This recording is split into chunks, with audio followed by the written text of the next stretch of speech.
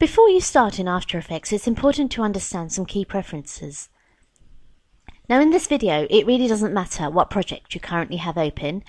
Under Windows, you need to go to the Edit menu. So I'll go to My Preferences and we'll start with the General setting. The first thing I want you to do is go down here to the fourth option. Make sure to select Default Spatial Interpolation to Linear.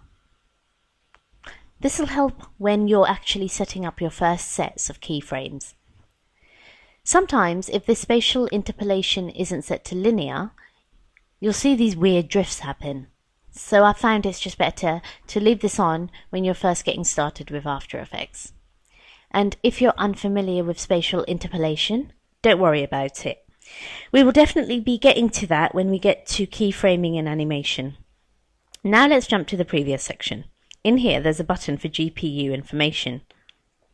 If you click on that, if your system has a video graphics card and one of the supported GPU accelerated graphics cards, you can enable ray tracing to actually be processed on the graphics card.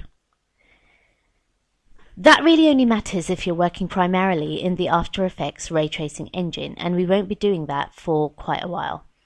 So if you don't have this, don't sweat it. After Effects will still work perfectly well without it.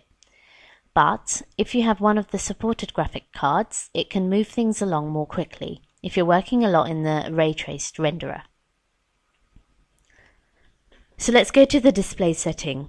In here, let's enable Hardware Accelerate for the composition, layer and footage panels. If you have a relatively modern computer, this option should be perfectly fine to enable.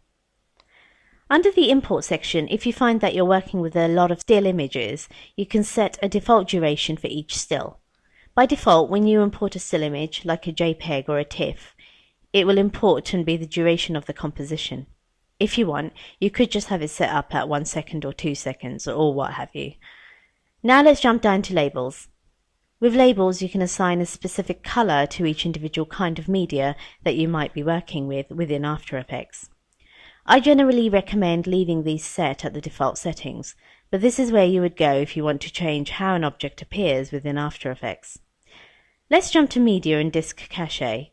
This is arguably the most important section of your preferences, because this will increase the performance of After Effects exponentially. You'll most definitely want to enable this cache, and then go down to the button that says Choose Folder.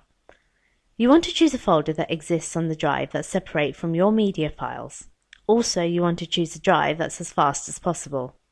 So I prefer SSD drives to be my fast secondary drive.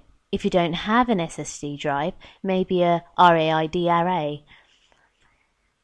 Now, if you ever notice After Effects functioning kind of strangely, you might want to come in here and just empty the disk cache.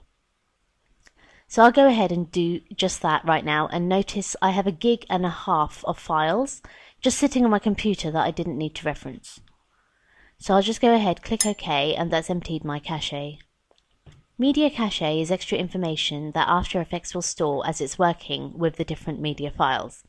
If you want to choose a separate place to save these files, you can go ahead, use the same Choose Folder function, and again you'll find that if you find that After Effects is ever acting strangely, just go ahead and click the Clean Database and Cache button.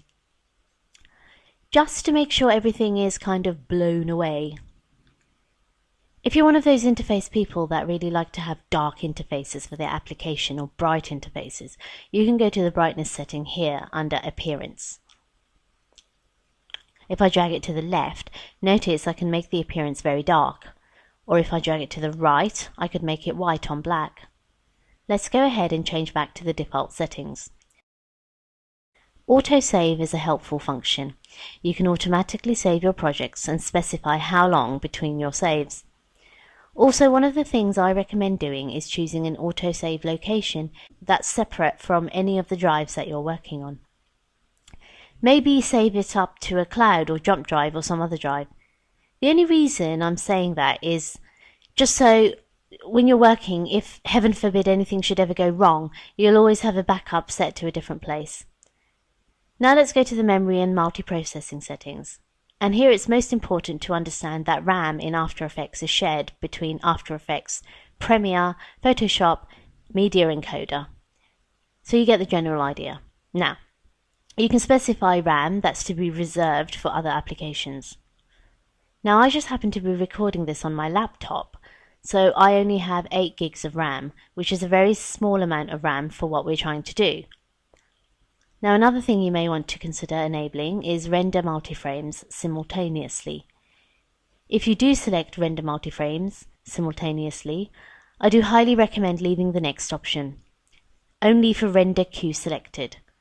This will make working in After Effects more fast. When you use your RAM previews, it works more quickly not to have to render the multiple frames, so that's what this setting is allowing me to do. You can reserve other CPUs for other applications, and since I'm on such a limited system, I'm going to actually just disable the multi-frame simultaneously option. And like I said, for your system you can definitely enable this. The last thing I want you to pay attention to are your sync settings. In here you can sync everything from your preferences to your keyboard shortcuts, up to your Creative Cloud account. Now I like all the settings that I've gone ahead and adjusted, so I'm going to go ahead and click OK. If you ever decide when you're working in After Effects that you want to change your preferences back to the default, you can easily do that by pressing Command Option Shift on the Mac when you go to open the application. On Windows, you'd go to open the application and make sure to hold down Control Alt Shift. That way it'll ask you if you want to blow away your preferences, and you can say yes, remove my preferences, and After Effects will be set back to its default settings.